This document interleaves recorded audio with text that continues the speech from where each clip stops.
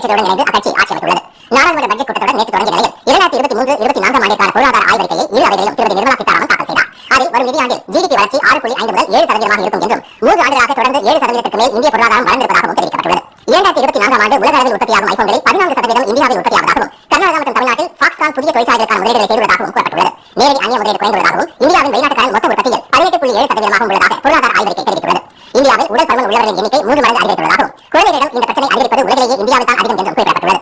தமிழ்நாட்டில் ஆண்களை விட பெண்கள் அதிக உடல் பருமனுடன் இருப்பதாகவும் ஆண்களில் 37% பேரும் பெண்களில் 40.4% பேரும் உடல் பருமனாக உள்ளதாகவும் சுட்டிக்காட்டப்பட்டுள்ளது. ஆனால் நாடு மிகவும் கடினமான பொருளாதார நிலையை கடந்து கொண்டிருக்கும் போது திரு மோடி தலைமையிலான அரசின் தோல்வியை வெளிச்சம் போட்டு காட்டும் பரபரப்பான வெற்று உரை இது என்று காங்கிரஸ் விமர்சித்துள்ளது. உணவுப் பொருட்களின் விலை ராக்கெட் வேகத்தில் கடந்த சில ஆண்டுகளாக உயர்ந்து வருவதாக குறிப்பிட்டுள்ள காங்கிரஸ் செய்தி தொடர்பாளர் திரு ஜெயராம் ரமேஷ், தானியங்கள், காய்கறிகள், பால் உள்ளிட்டவற்றின் விலையும் பல மடங்கு உயர்ந்து வரும் நிலையில் அது பற்றிய சிந்தனை மத்திய அரசுக்கு இல்லை என்று சாடியுள்ளார். வர்த்தக கொள்கையில் ஏற்பட்டுள்ள தோல்வியால் உற்பத்தி கடுமையாக பாதிக்கப்பட்டுள்ளதாக அவர் குற்றம் சாட்டியுள்ளார். இந்நிலையில் மக்களவையில் திருமதி நிர்மலா சீதாராமன் இன்று தாக்கல் செய்யும் முழு பட்ஜெட்டில் காலணிகள் தயாரிப்பு, ஆடை, பொம்மை தயாரிப்பு, சுற்றுலா,